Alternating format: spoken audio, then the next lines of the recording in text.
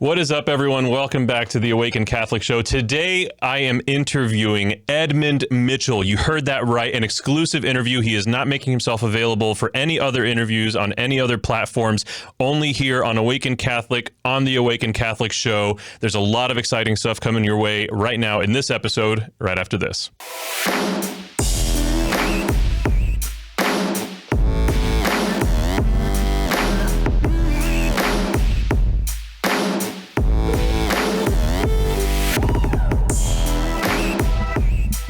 Hello, Edmund. Welcome to the AWAKEN Catholic Show. Hi.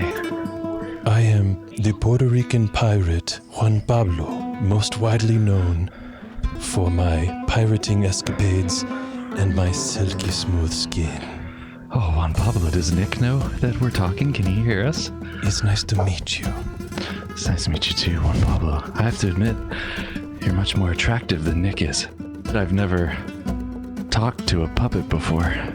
Puppet? Where? Dude, welcome to the AWAKEN Catholic Show. A lot of people don't know this. Welcome. A lot of people don't know this. But you literally are the reason AWAKEN Catholic exists. I know. Do you? Yep, I have a habit of making things exist. I'm pretty good at it. We both love podcasts, and I know that I encourage everyone in my life to start a podcast. This is correct, except while you encourage some people, you also force other people. This is true. And I did force you. So you were in town and you were staying at our house, and you were here for a speaking gig. And one night, towards the end of your trip, we were all hanging out, having some whiskey, enjoying life. Oh. And you were like, Nick and Alina, people want to know. People want you to make a podcast. The people want it. Oh, yeah. Yeah, I said people wanted, like, you were a struggling musician, a struggling producer, up and coming, really trying to find a foot in the world. And I like to reach down to people like that. That's so generous of you. I said, Nick, people, I know you don't think this about yourself because you wouldn't, but people want to know about you. And why not share that through the medium of the internet, through podcasting and shows and YouTube? And then people will fall in love with you guys and your story, and it'll be interesting. And then they'll say, well, what else does he do? He does production, or he does music. So I was just encouraging you to use your energy and your time for those types of things. Yeah. And so literally that night, we made a podcast, and you were our guest. And we made a few podcasts. We made like 6 episodes that night. It was something. It was a full night of podcasting. Like me and you were just you and your wife were podcasting like all night long. Yeah, it's true. And so thus then was born the Nick and Alina podcast. Out of that night of podcasting, something was conceived. A bigger a thing that grew out of that fecundity into a bigger animal, a bigger entity. I'm not comfortable using the word fecundity when it comes to you and I in a room. Oh, okay. All right. Well, maybe I'm like a little offended, spiritual fecundity. Okay, fine. Whatever. You know what? You can't hurt me. You're in a little tiny square right here on my screen, and I am on another separate square to indicate that we are not the same video feed to the viewers. So whatever. Fine. So then, like, Alina and I started a podcast. Following that, we kept up with it, and then eventually we were like, "Wait, we should do something beyond this. Like, so it's not just the Nick and Alina show. Like, let's just do something crazy for Jesus and do all of what this is now." And we had no idea it would become what it is now. But yeah, that's kind of the cool thing about saying yes to God is, like, you always think you know what you're saying yes to, and then He's like, I got some other plans.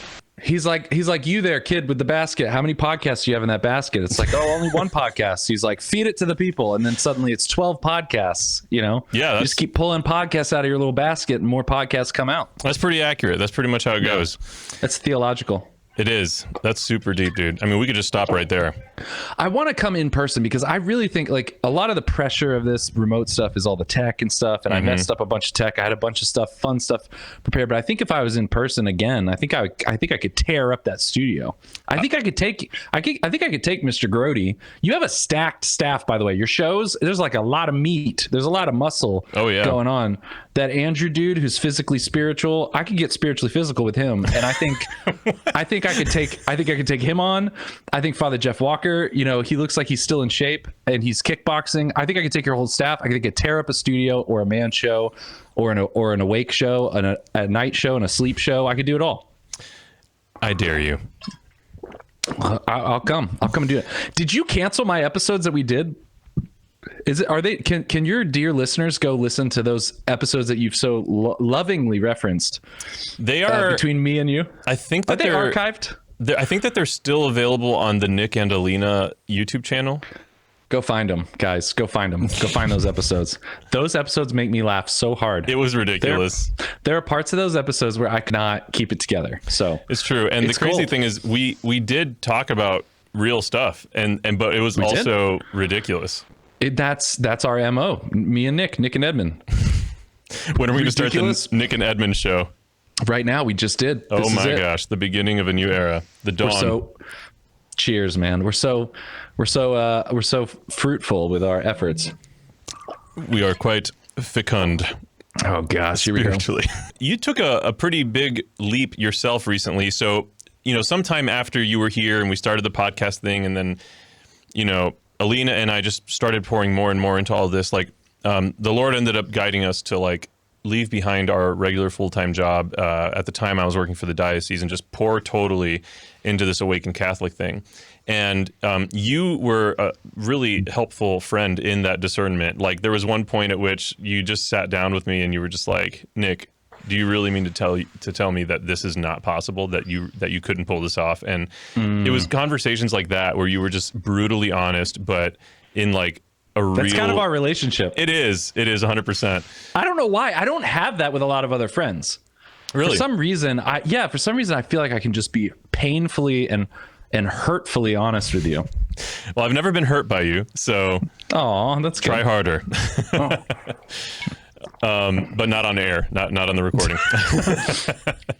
But yeah, so anyways, you recently took a similar leap yourself where you left behind years of traditional, conventional ministry, and you are doing your thing. You have your podcast, you're freelancing on some different projects. Like, talk to us about what you've been up to.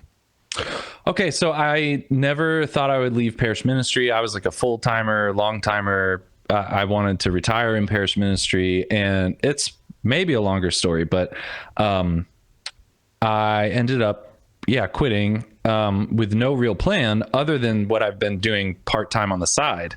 Not even part-time, just freelancing on the side, just, you know, making funny things on the internet, speaking to God in public, and like podcasting and video production and stuff. So anyways, so that kind of grew into the idea of a studio and doing freelance work. And basically the current iteration of that is that we do basically content marketing for personality driven brands. And I'm not sure if that's with Catholic brands. I mean, most people that know me run Catholic ministries or businesses and stuff. So we've done that.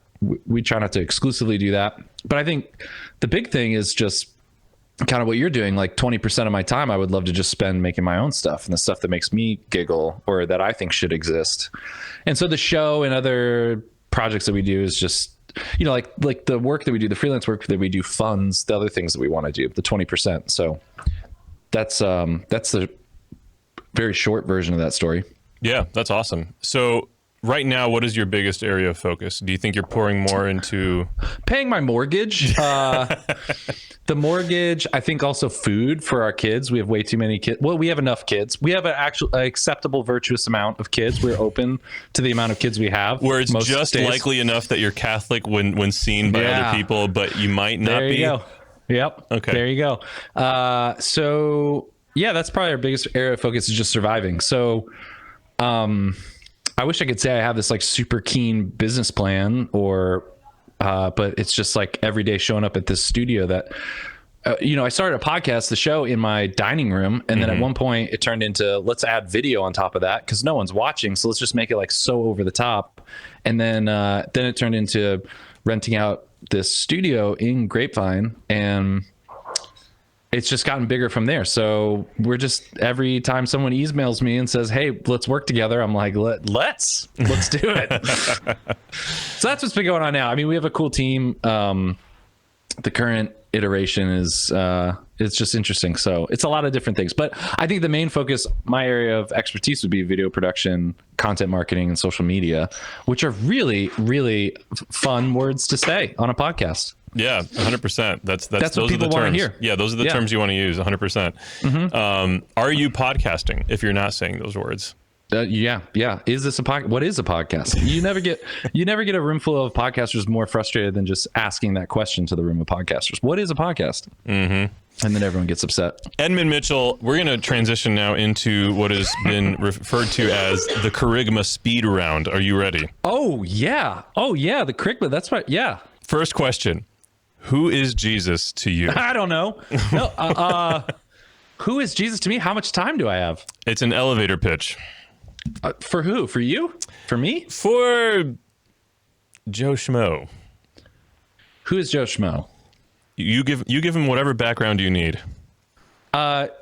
Jesus is an unprecedented historical figure who claimed to be God, who I believe is God, and that changes everything. Amen. I love that. All right, second question. Yeah. Second question. Question. What is an elevator pitch? What is your elevator pitch for life? What is an elevator pitch? What is an elevator pitch? What's your elevator pitch? Next question. What is an elevator pitch? Okay, what? Say it again. What is your elevator pitch for a life with Jesus? Man, dude, that's a lot. There's a lot to unpack. If you are literally in an elevator and you have the opportunity. Okay, let's make this meta. Okay. Here we go. I'm taking issue with the whole content. I'm throwing the game board over in general. The answer to that question really depends on the person. It depends on who's in the room. Like, I would do much more listening first. I would ask questions and do listening first before answering that question at all. I mean, this is like let's get really meta. Like, I deal with a lot of baggage of this, of like how much we sometimes talk first before acknowledging the person. I think when I first got into maybe evangelization or Christianity, I was like all about Scott Hahn and Jeff Cavins and apologetics and answering questions no one's asked me yet. Right. And I think, I think I would answer those questions by asking questions. Which, hey, I'm in good company. Jesus did that. So I'm Jesus. I'm literally a saint. I'm a perfect person, is what I'm saying. Okay. Yeah. Moving on. Next question. What's the next one? Throw the next. Now I'm feeling good. Now I understand how to do this. Okay.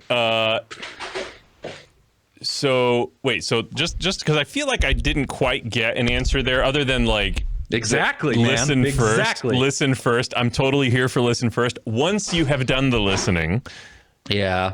What is your elevator pitch for a life with Jesus? I mean, it totally. Okay, it depends on the person, sure. Yeah. Sell it to the listener. Sell it to the viewer right here, right now. Well, who's lit? Like, what do they want to know? What do they want to know about? What is okay, your? Then here. If you could, no. You know what, Edmund? No. If you could come up with one reason that it is important to you to be a Christian. Oh, to me? Oh, that's a completely different question, Nick. To be a Christian or Jesus? Were we focusing on Jesus here? Well, we all want to be Jesus if we're Christian, but no, to be a Christian, like to walk with Jesus. This is exactly why my parents did not like raising me. Like this right here is exactly why my parents were like, "You're intolerable. Like, just become an adult. You're emancipated. Go." My willingness to tolerate you, does that mean I love you more than your parents do? Yes, that does, Mom. Okay. Sorry. Okay, so say it again. Hit me again. Throw it at me. Gosh. Come on, give it to me. I'm ready this time. I'm here. I'm awake. I'm alive. What is your elevator pitch for a life with Jesus? There's still a third question here, bro. Okay, fine. All those caveats. I believe there's more to life than the physical. That means there must be something else out there. I think Jesus is the most accurate story that makes sense of reality to me. And it's the most compelling and moving adventure I've found to live. And I think living out that way, regardless of whether or not you're listening and you think that's true, it's the most compelling story of the human condition and how one ought to live, answering that question that philosophers can only deal with. How ought we act?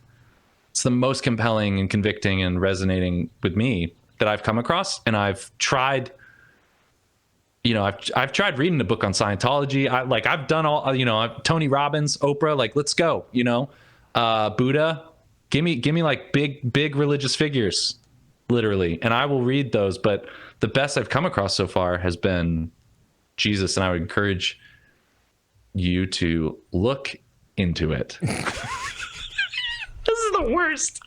You're the worst, Nick. This is the absolute literal. No, I think that's a great. Hey, dude, you got 10 seconds. God. Huh?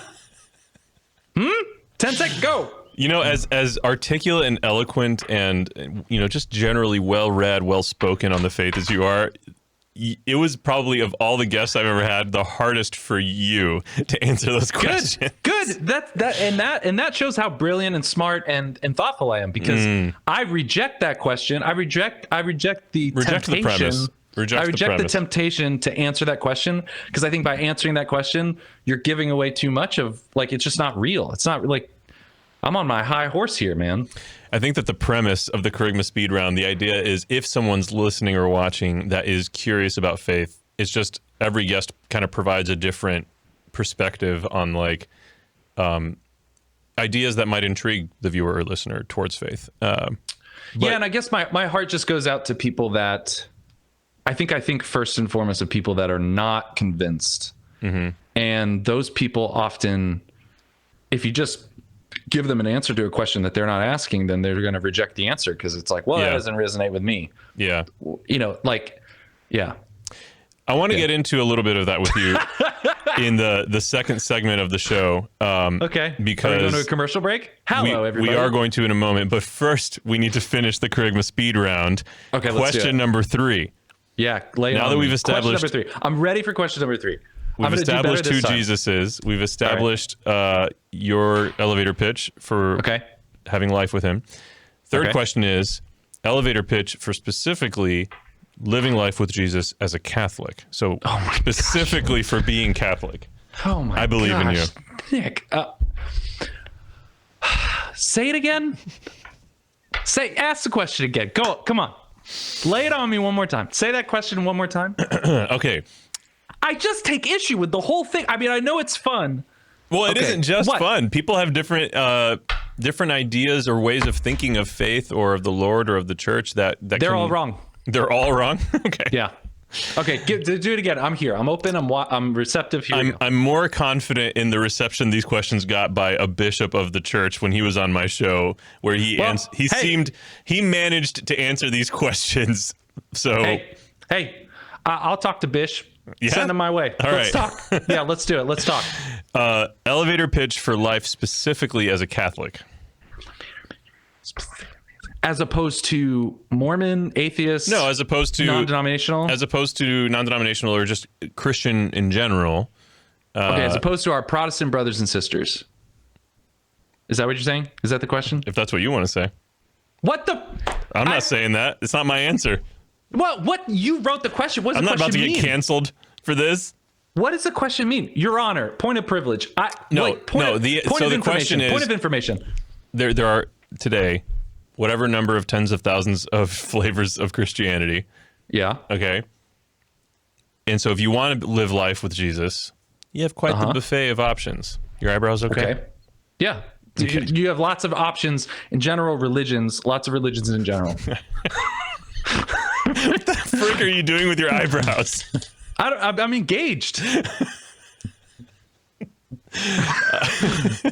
What are you talking? I mean, I'm here. I'm engaged. Okay. There's a lot. Okay. So of all the religions, why should someone specifically be Catholic of all the different? How is this any different than all the other questions you asked me? Like, why Jesus? They're all the same questions. The irony behind this is the Kerygma speed round, and this has now become. These are all the same questions. They're not the same question. Yes, they are. Okay. Why specifically Catholic as opposed to any other religion in the world? Specifically Christian religions, right? Oh, okay. Why we're Catholic climbing the ladder here? So first Jesus, then Christianity, and now Catholicism. My kids didn't realize that we were Catholic, and they're like 8.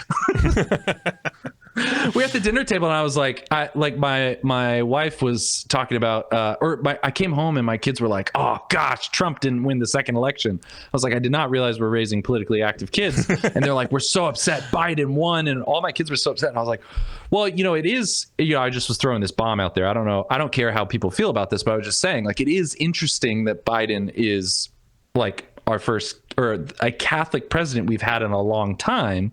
Whether or not you guys feel about whether or not he's Catholic, whatever, but like the word Catholic's associated with him. And my kids their reaction to that, as political as they are, my son Dominic said, "What's Catholic?" So your kids are more Republican than they are Catholic. We should work on that, Edmund. and dear listeners should know that I've worked in parish ministry their entire lives. Like professionally, I've gotten paid to talk about being Catholic and talking about Jesus. And my kids were like, "What's Catholic?" So we just need to get your kids to pay you. Yes. But to that point, though, we just talk about Jesus. Like, it's not like we bring up the Protestant Reformation to our 8-year-old. We're like, all right, so this is Jesus, but also this is the right Jesus that we believe. Your neighbors down the street, I know they say Jesus, but it's a different Jesus, so we've just always when I say Christian, for me, I mean like Jesus's message. And for me, like it's the authoritative message of Jesus has been handed on for generations. So for me, when I say I'm Catholic, I'm saying I'm Christian. It's one and the same for me. So for me, I think if you read the early church fathers, and there's so many other people out there that have done great jobs, Scott Hahn and Rome Sweet Home and apologetics is all that stuff. But for me, being Catholic as opposed to other religions, I think, in the words of my ex-girlfriend, it's kind of like I don't have to get rid of any of the things I already believe as a non-denominational or Christian, but I just get more of Jesus if I'm Catholic. And so that's my elevator pitch, right? Yeah, I love that. So you get more of Jesus if you're Catholic, but I also love what you said about the idea that to you it just is Christianity, and I think that kind of taps into a beautiful reality, which is beautiful in one hand and tragic in the other, that like for so many centuries that was the truth, and that there was one church. Christianity was Catholicism. It was synonymous. And it is sad that we do have those distinctions now. It kind of flies in the face of, Christ's prayer in John 17. I think it was 17. But at the same time, like, we're always going to have that issue. I don't know if you know about this website called twitter.com, but like there's a lot of Catholics that say they're Catholic, and everyone is like, you don't fold your napkin the right way. You don't have you don't have enough genders on the altar. Like, it's just crazy, like all the isms. It is painful that we have so many like formal schisms, like broken into all these things.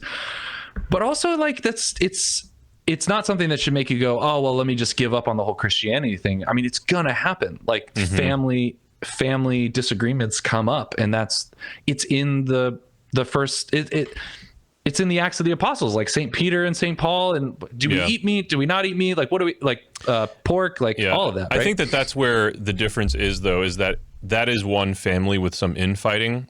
And I think that the Reformation kind of represents more of a divorce in a family. So it's one thing for parents to disagree with each other or disagree with their children. It's another thing for the kid to disown his family, disown his parents, or for the parents to divorce. And I feel like that's kind of where we're at, which sucks. But also it sucks. But also, like, God takes every bad thing. God takes every sin and like retransforms it and uses that itself. Like that's the crucifixion. That's like the cross.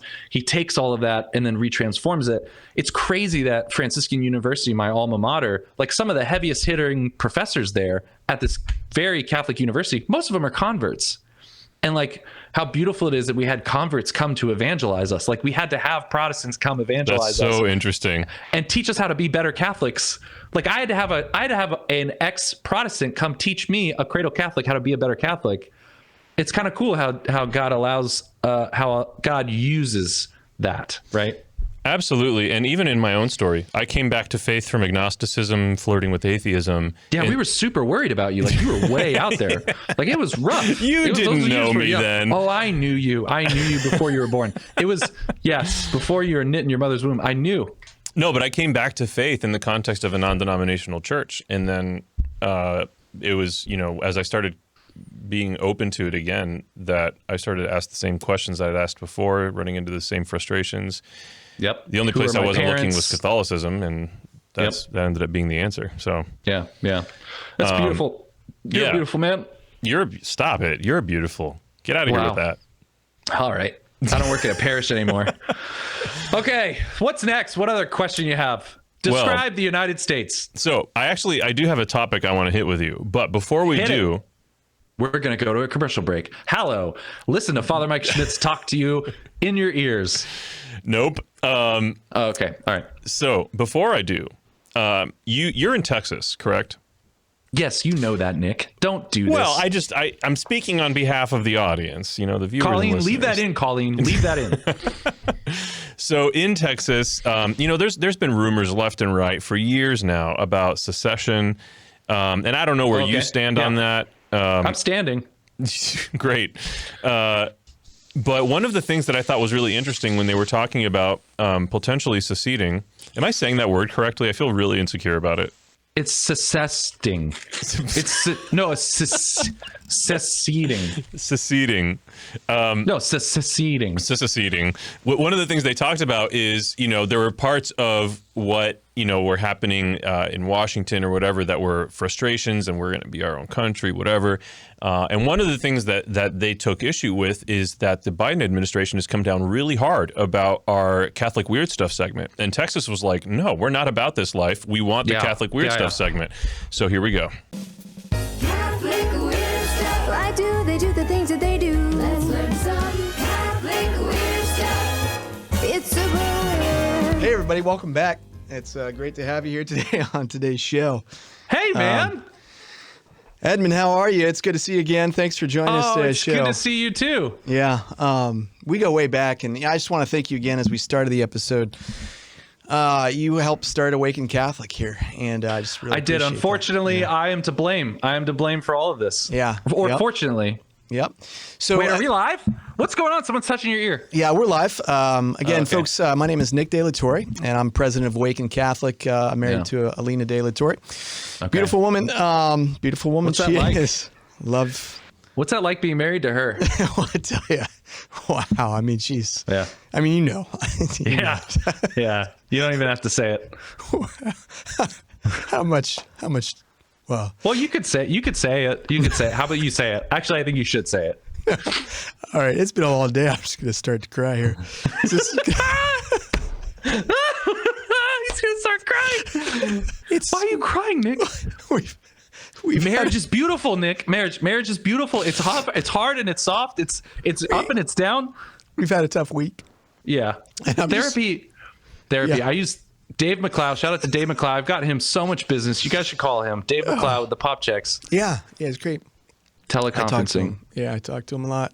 Yeah. No, I just been struggling with my own masculinity, like who I am as Nick De La Torre, and it's tough because a lot of the other show hosts here on Awaken Catholic, and I'm sure you appreciate this too. You're just surrounded. They're very masculine. Very masculine. Very manly. Very good looking. Charming. So I feel intimidated by that. I feel a little. Well, and Nick, like Nick, you know, they say that like Socrates was not an attractive man, and I think you should take a lot of comfort in that you and Socrates are both ugly but smart. Then I think like being a man, not a lot of men who are Puerto Rican like yourself are ugly, but I think that's your unfair advantage.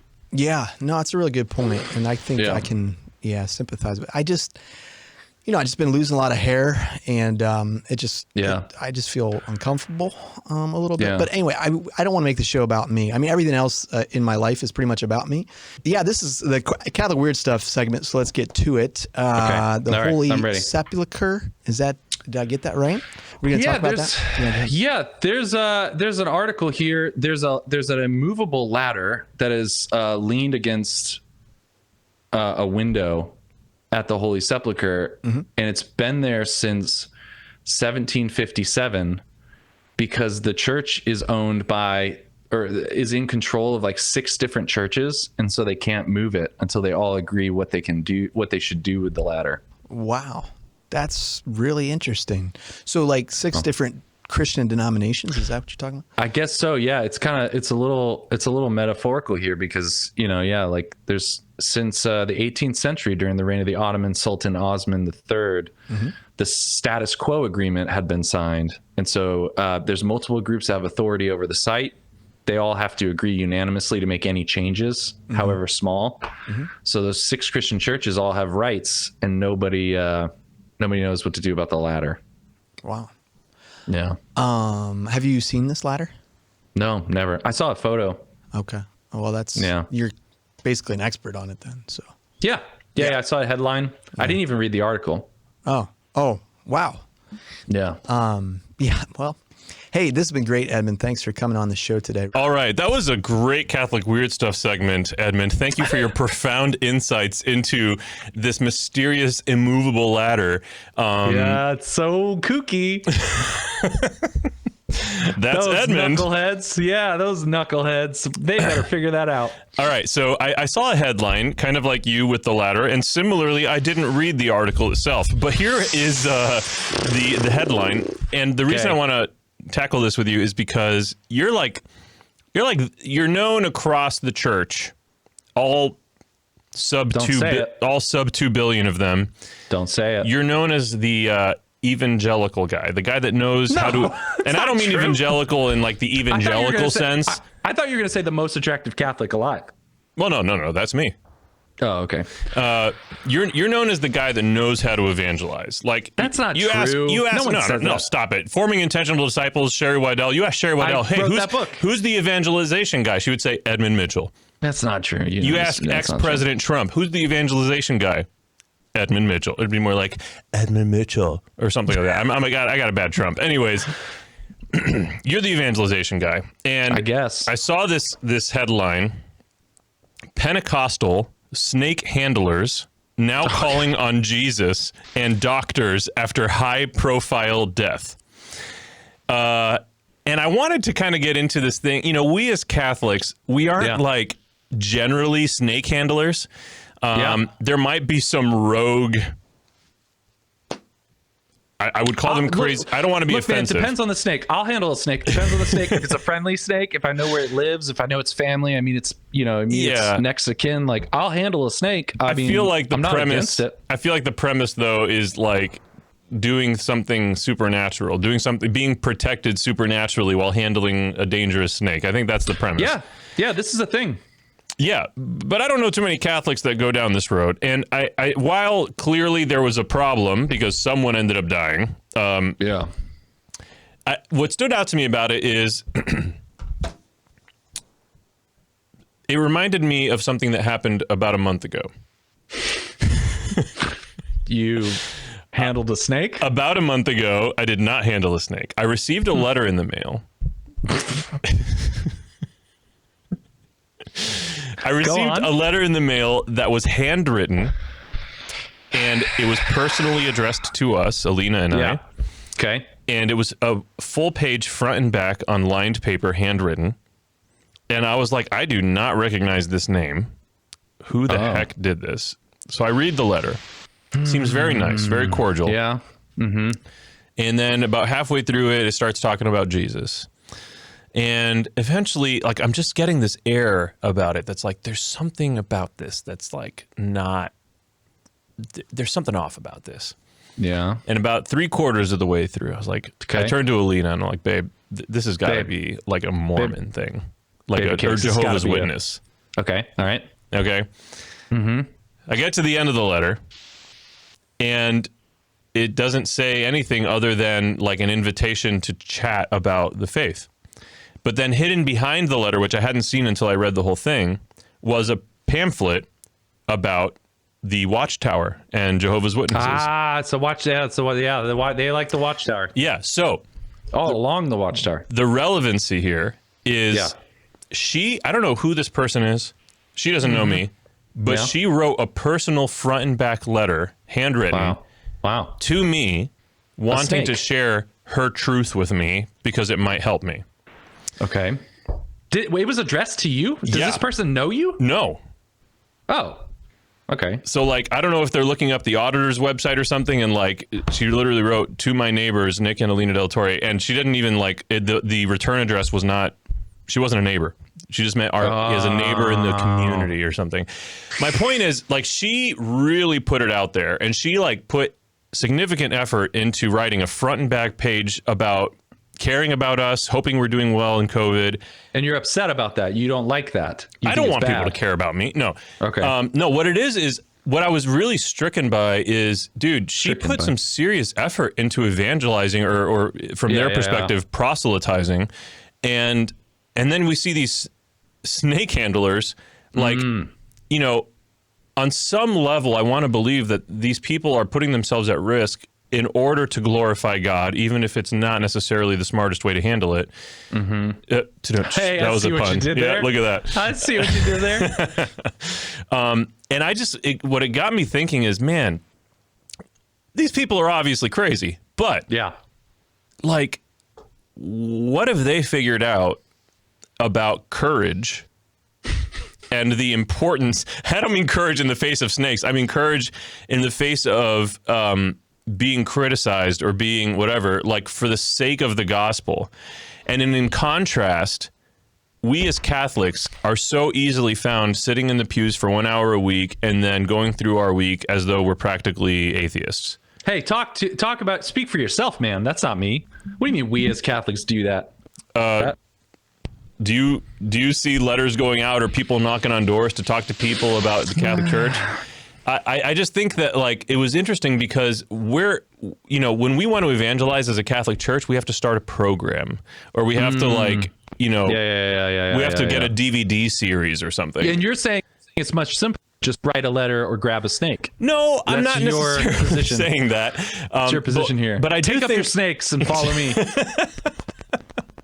No, but I definitely am intrigued by, like, man, why do we not feel a greater compulsion as Catholics to, like, share the good news? It is good news. So, like, are we not instilling in our members that it is in fact good news? You know, the same people that are not sharing the gospel in our Catholic pews might be sharing the gospel of a great steak dinner they had last night. You know, they might be talking about something else they're excited about. But why are people not excited enough about the faith to evangelize about it? Yeah. Well, I mean, it's hard to tell. It's hard to tell if you're handling a snake because you love Jesus or if you're handling a snake because you're just crazy. Agreed. However, where do you draw that line? Because, in theory, they're basing it on things they read in the New Testament. Yeah, I think with stuff like that, like, only you can. This is like the difference between what you ought to do and then what, virtue or just heroic virtue can sometimes call us to do things that are over and above what's required morally. Like it's not wrong to preserve my life because I'm a father and have lots of kids, but to lay down my life for someone I hardly know is like a heroic. It's like over and above what's required of me morally. And yeah, it's hard to tell. All that stuff is hard to tell. It's hard to tell. I interviewed the Julia Dween, who she wrote a book called In the House of the Serpent Handler, and she followed these pastors that had they were snake handling churches, and she was trying to follow the story of how social media impacted these pastors, because on the one hand, exactly what you're saying, like, are you touching a snake just to, like,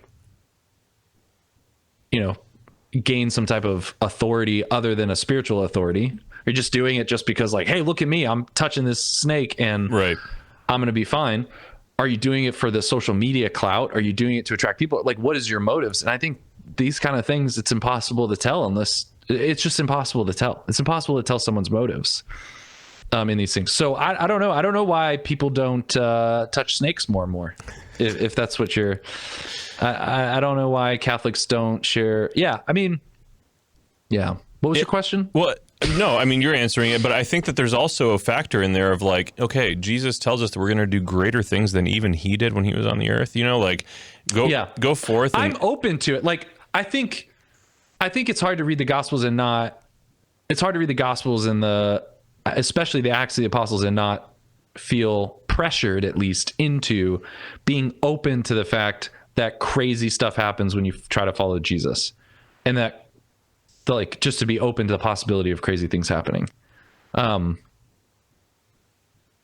So I don't know. I don't know at what point you just, I think that's for every person in the moment to decide.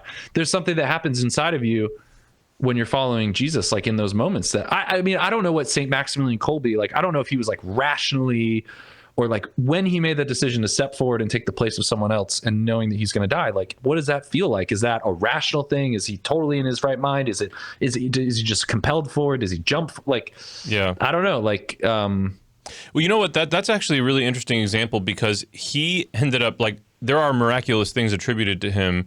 Not the least of which is once he was in what was it called? Not an isolation chamber or whatever, but like they couldn't kill him. Like they tried to kill him and they couldn't kill him. And it's not like when he stepped forward, he knew that his life was not at risk. It was his willingness, his humble willingness to be a martyr, to save someone else, and then God did some amazing things. Yeah.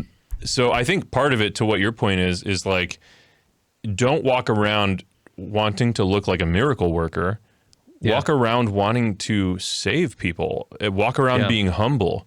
And I think Maximilian, but you can't convince people to live that way. Like you can't convince. I mean, I've spent 10 years trying to talk to people or convince people, I guess, to share the gospel, and like it's impossible, right? Like just to tell someone to share the gospel. You can convince someone to be open to the possibility that something other than the physical world exists. You can convince someone to be open to the possibility that Jesus is God. You can convince someone to be open to the possibility that what we mean by God wants to have a relationship with you. You can convince them of those. You can get someone to that point, and then that leap of faith that you have to make, not the leap of faith, but the faith that happens, I think that's why, unless that is the motivation for you having the burden of the gospel, it is just grabbing snakes and trying to make people attend your church. Or it is just grabbing snakes in order that people would affiliate with some organization. And it's really hard to tell people that they should spread the gospel without destroying that motivation or like mutilating it. Yeah. I used to think I should share the gospel, not because I felt like God loved me and I had a relationship with Jesus. I used to think I should share the gospel because I was insecure about my decision to be Catholic. And I wanted other people to affirm that decision by saying they were wrong. Mm-hmm. And so it's really hard to tell someone like, oh, well, you should share the gospel. So interesting. I'm very interesting. I'm extremely interesting. No, but that's a really interesting, like, introspective truth that probably a lot more people than you would think would relate to. And how does that even play out in your own identity, in your own spiritual identity? Like, how do you come to terms with that dynamic where you're looking for validation about your own choice by convincing other people? Yeah, like if I have to, I don't know. I mean, I'm still processing all this. Obviously, I'm not Sherry Waddell, but like in my experience, trying to convince people that evangelization is really important, you can just say it, but unless they are changed by Jesus, like it doesn't, they're just doing it because Edmund is guilting them into doing it, or because Scott Hahn said it was important. And that's not bad. I mean, that's a good place to start. That's where I started. But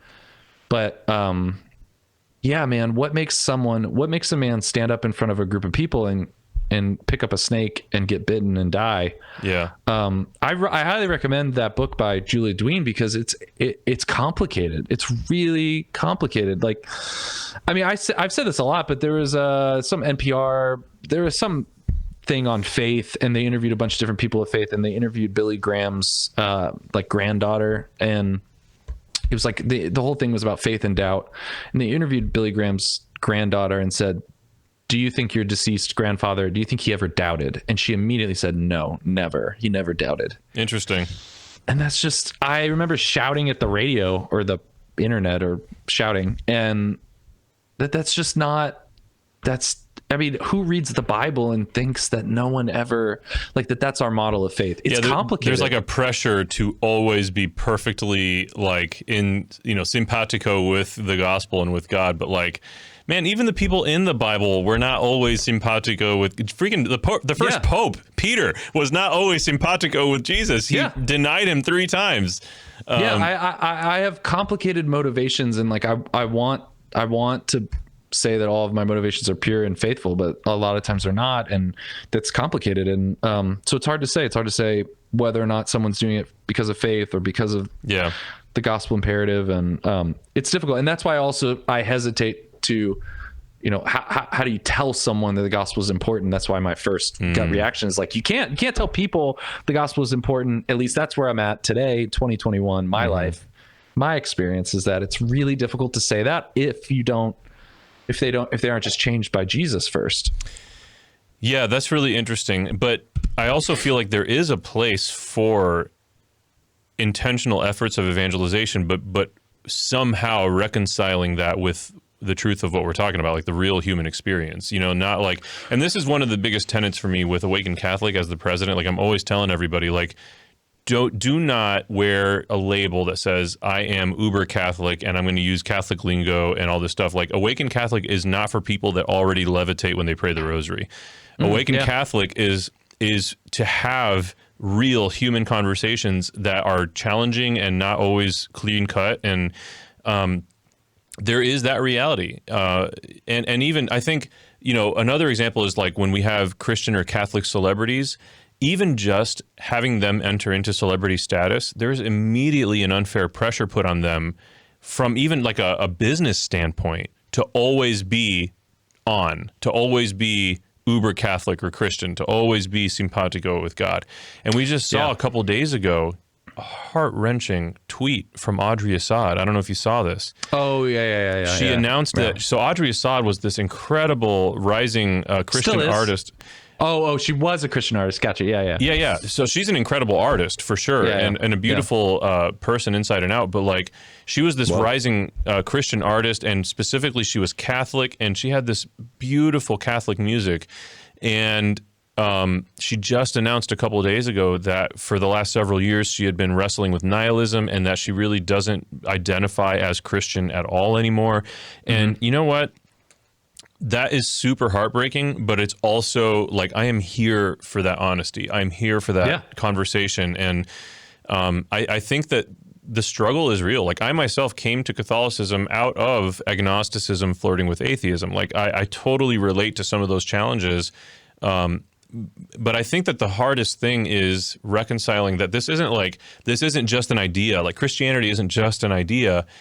It's a person to have a relationship with. And so it's ultimately a question of what does that relationship look like? It's not just an idea to be kind of chewed on through different lenses of philosophy and theology, but like, Jesus Christ is alive, and he is active and engaged in our lives. Like, so it's less just philosophizing and theologizing, but it's the actual relationship that keeps me grounded in faith as an agnostic atheist.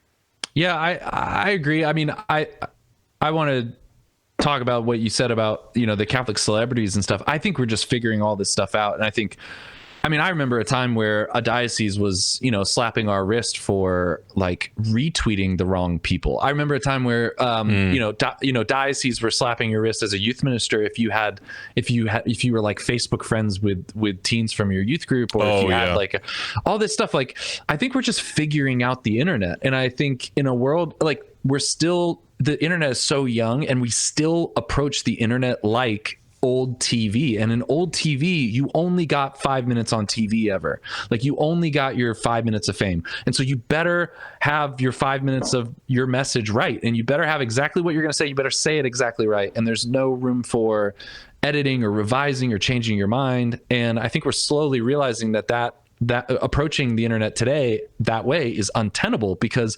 13-year-olds are tweeting and they're one day going to be 50, and there's going to be some things that have changed since then. And like the same with our quote unquote Christian celebrities. I mean, like for better, I mean, whether you like it or not, like we are quote unquote, like we are celebrities. It doesn't matter how many people are following. Like we're all just, everyone on the internet in one way or another is a Christian celebrity. Like you're on the internet, you're acting and you're saying stuff. So I think we just have to, I think we're seeing a growth of people understanding and giving more patience or tolerance. Like I remember the whole dumb thing about like retweets are not endorsements. Like I remember people, like their employers forcing them to put that in their Twitter bios. Like anyone cares, or anyone really thought, oh, you retweeted this person, so you vouch for everything they've ever done. So I don't know. More and more, I think like Christians, I guess if we're trying to talk about that, like Christians are finding more and more that the way they operate in the internet needs to be the same way you would operate with your neighbor who lives literally next to you. And that is a long-term thing where you might say stuff that's offensive. You might go back on it. You might like change your mind. It's just... Well, and the other thing related to that is, gosh, when you're having a real conversation with someone, like let's say you have a neighbor over, there's no reason to assume the neighbor that you're having over for dinner believes the same things you do, whether politically or religiously or whatever. So you're going to have dialogue that in person at dinner potentially challenges your preconceived notions or challenges your own ways of thinking. And that's a good thing. Like I really struggle with this. I realize the hypocrisy in me, who used to be a full-time parish minister and who makes stuff on the internet where I talk about the faith.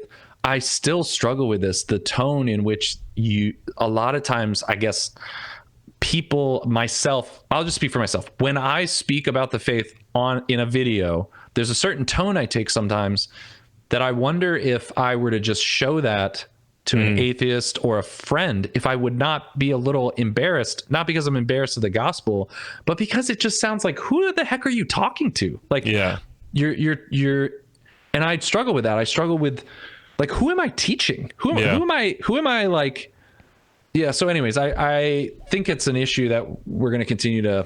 Well, and the hard thing with that is you do have to understand your target audience. Like if you are developing content that is for people that are already in the pews, you're going to talk differently than if you're aiming at people that are not already in the Catholic jacuzzi.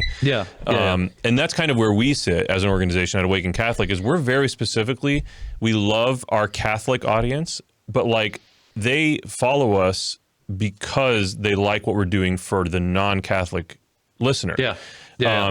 So yeah, Catholic is in our name, Catholic is our identity, but like we're specifically communicating ideas in a way that we hope is reaching people that aren't already sitting in the pews, or are sitting in the pews but are nominally engaged otherwise.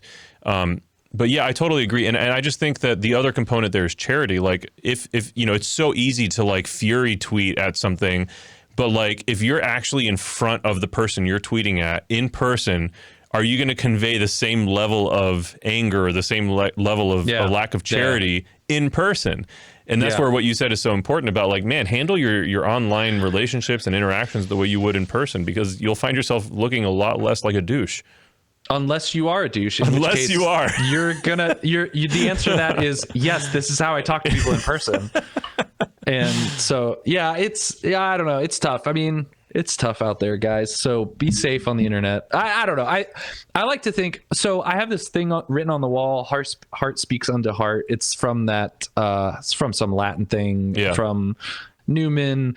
And I don't know. I resonate with that. I think I had to navigate all of that, right? Like getting up in front of an audience and talking about God or speaking publicly about things or whatever.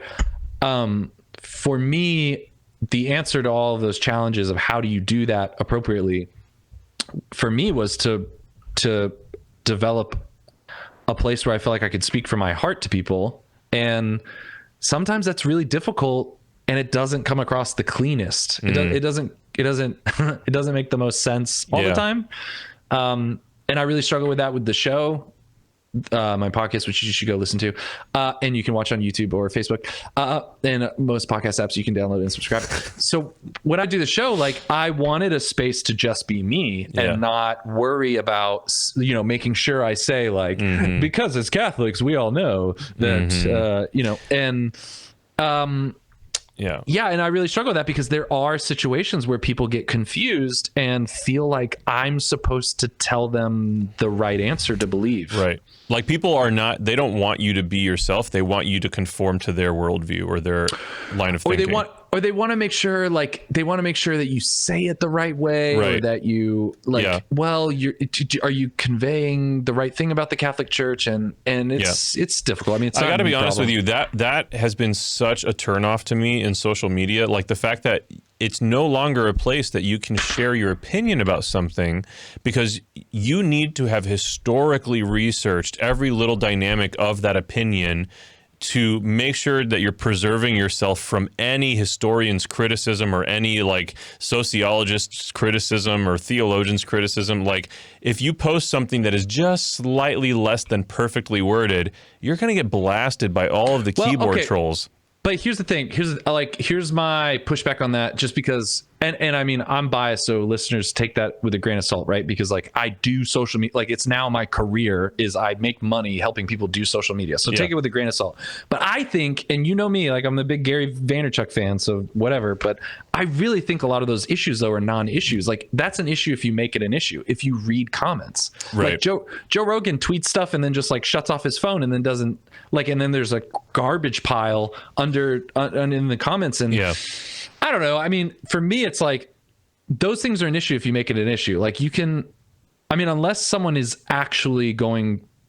people are actually going to get you fired from something, then okay, yeah, it's an issue. But I think for most of us, a lot of that is in the mental game. It's just in how we react. And if you have a cousin that's saying some stuff and it makes you really feel like you can't be opinionated, I don't know. As my counselor, Dave McLeod, says, it sounds like the problem's with you, like me. Like if I say my opinion and I want to say my opinion, and then I don't like how someone comments about it, that's really, I mean, sure, like they shouldn't be a jerk. Like, why do you need their validation? Yeah, exactly.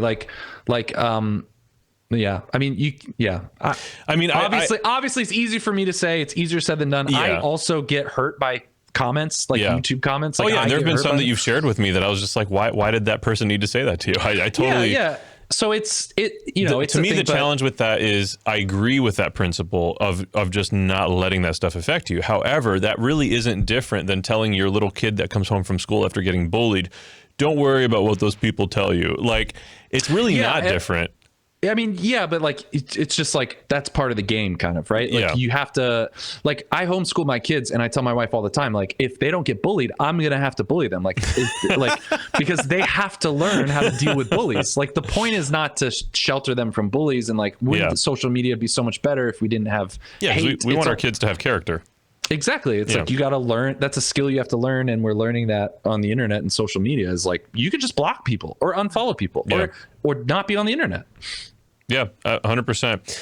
And honestly, though, that was a big impetus for us at Awaken Catholic. Like, from my personal experiences and from the experiences that people have shared in our community, we wanted to create kind of a clean slate for people to share their life with each other and build community and get to know new people without there being a climate of criticism and a climate of like, you better be perfect or else. So we took the time to be really intentional about developing a beautiful set of community policies in our app. So, sorry, what I meant to say is we'll lot of this after this commercial for Awaken Catholic. A lot of this is why we created an app that not only is a hub for Awaken Catholic content, but it's also a social media alternative where very specifically you better act like a charitable, decent person or else. Like if you're going to be mean to each other, I will kick you off. Or some of our other moderators are going to can you because we don't need bullies. Like, why?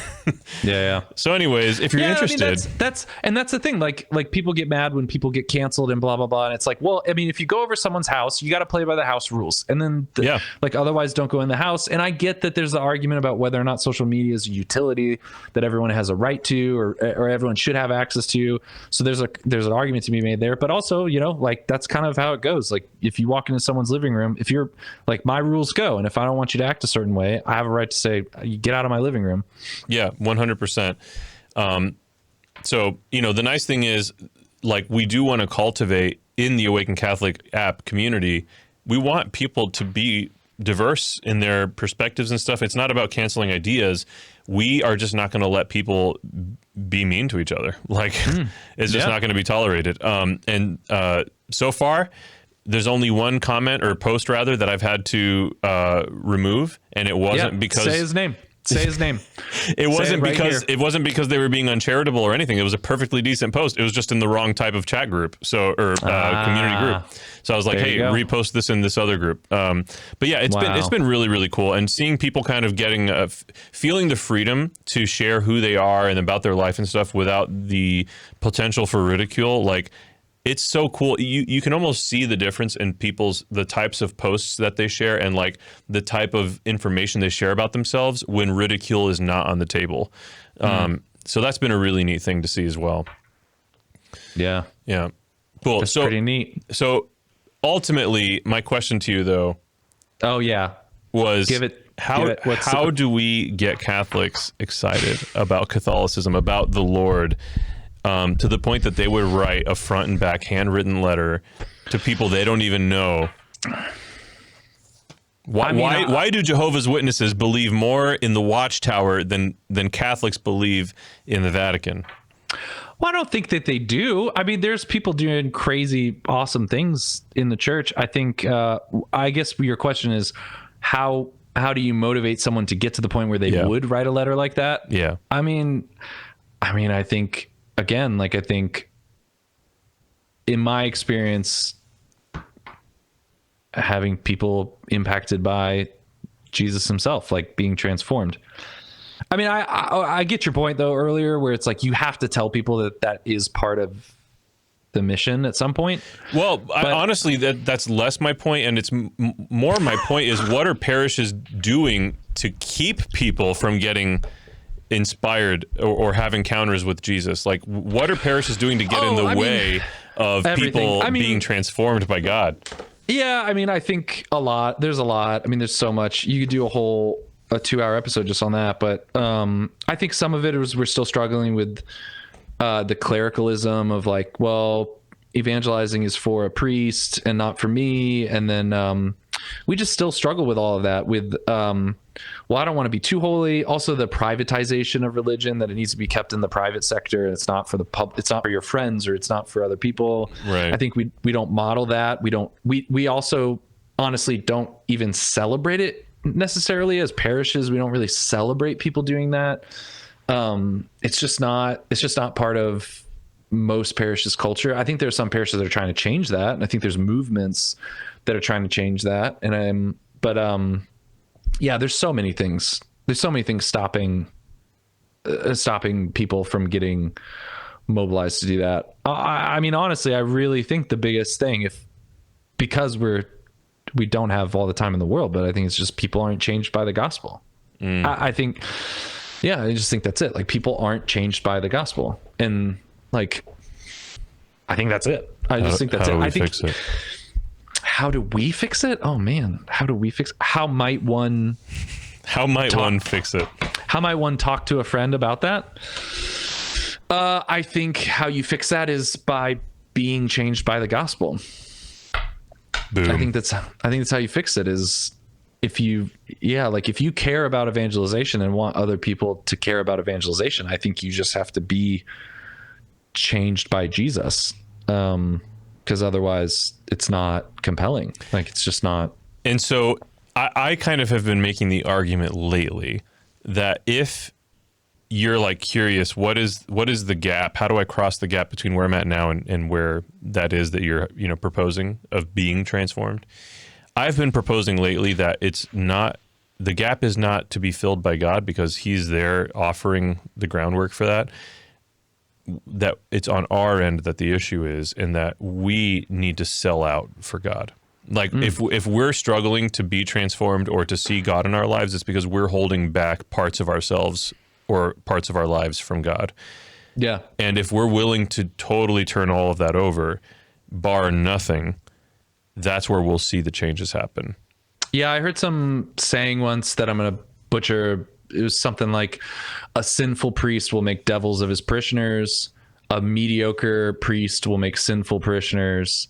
A virtuous priest will make mediocre parishioners. A holy priest will make mediocre parishioners.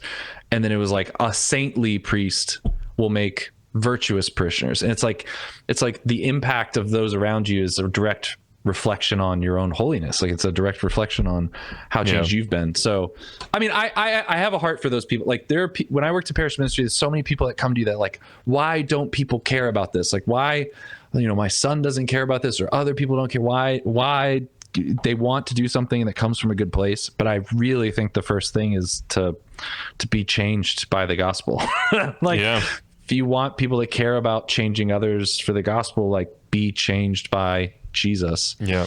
And that's a proactive thing. It's not just going to happen by accident.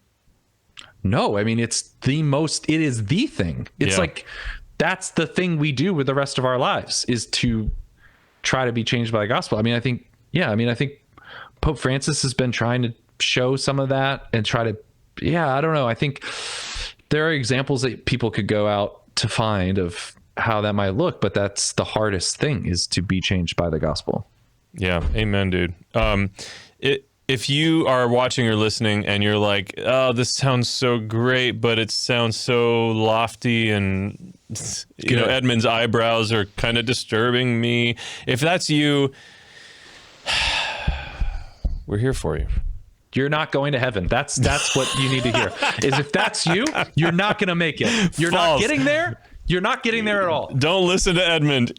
No, if that's you, like, honestly, we're there too. Like, it's hard. But gosh, the fruits of it, like, whenever we turn ourselves over to the Lord, like, it is only a good thing. I've seen in my own life so much healing and so much transformation, and it has in every single instance of that, it's always been a result of me, like, giving up the ninja grip that I have on my life and letting God take hold of myself in every area. So it's a daily choice, and it need not be something that intimidates you. It's an exciting prospect. It's a beautiful thing. Edmund, any parting words? I highly recommend Man Before God by Adrian von Spire, the first chapter. Kind of, I don't know. I remember that, and that talks a lot about, it's titled Limit, and it's overcoming, and how to overcome, like, our human limit and what that looks like So I would just recommend that. It's a good one. I read that a lot. That's awesome. Edmund Mitchell, where can people find you? People can find me on the internet if you search Edmund Mitchell with a U. I'm on YouTube. Please subscribe on YouTube. Instagram is where I'm the most active. Instagram.com/Edmund Mitchell is where I'm the most active. If you DM me, I respond to every DM. Wow. Yeah. Is there a different kind of Edmund, not with a U? Well, most people spell it like when they go to spell it, they spell it with an O. And really? They spell it. A lot of people do, and they spell it wrongly. Yeah. I've never seen that in my life. Yeah, Edmond Dantes, I think, is spelled that way. Edmond, yes. Why would anyone do that? That's terrible. I don't know. It's wrong. It's bad. I think we should round up those people and send them to another country. I think the people that spell it that way, we should make another country that they go to live where they spell it that way. But this is not that country. I still love the story of when we first met, dude. Wait, what story? Related to your name. I shared this on the old podcast of Nick and Alina, Conversations with Nick and Alina. I shared this on there. So we met at a rally on the way to the March for Life, and you were a brand new youth minister at St. Patrick of Heather Downs, and I was a youth minister at another parish here in the diocese. And So we're like, doing music and stuff, and I see you from across the room, and you've got this massive crucifix hanging from your neck. Oh yeah. Like you were like, listen, I am Catholic, and you will know it by my crucifix. And it was on one of those things where if you pushed the corpus, so it was a cross, but if you pushed Jesus would spin around. That's how big it was. The original fidget spinner. Yeah. No, so you had this massive crucifix hanging from your neck that I could see from literally across the gymnasium. Yeah, and I was like, yo, this dude is holy and he's handsome. Oh. You were younger then. And so someone finally introduces us after the event, and they called you Edmund, and I was like, hey, Ed, it's great to meet you. And you were like, no, it's not Ed. It's Edmund. Yeah. And I was like, well, I get that a lot. I was like, oh, it's like that. Yeah. Well, because I get it a lot because my dad's name is Edmund, so he goes by Ed. Well, I think I'm technically Edmund Joseph Mitchell II because my dad is also an Edmund. I think it's charming. Thank you. I think it's beautiful. Well, ladies and gentlemen, this has been the Awaken Catholic Show. I have been Nick Della Torre, and this gentleman has been Edmund Mitchell for your eyes and your ears. Thanks, guys. Bye. Thank you so much for being here today, for watching or listening. So we're going to put links to all of Edmund's websites and socials in the video description, and we will make sure you download our app and maybe join the Awaken Nation if you want to support stuff like this. Sorry, Colleen, I'm kind of flying through these here. We will see you next time here at the Awaken Catholic Show. This show and all media on Awaken Catholic is made possible by the Awaken Nation and the Hallow app. The Awaken Nation is a community of people like you who support all things Awaken for as cheap as a cup of coffee a week and get access to exclusive content. Learn more by visiting awakencatholic.org/donate. Hallow is the only audio-guided Catholic prayer app focused on contemplative prayer and traditional Catholic meditation such as Lectio Divina, Daily Examen, and the Rosary. We here at Awaken all use Hallow every day and love it. To learn more or give it a try, visit hallow.app/awaken.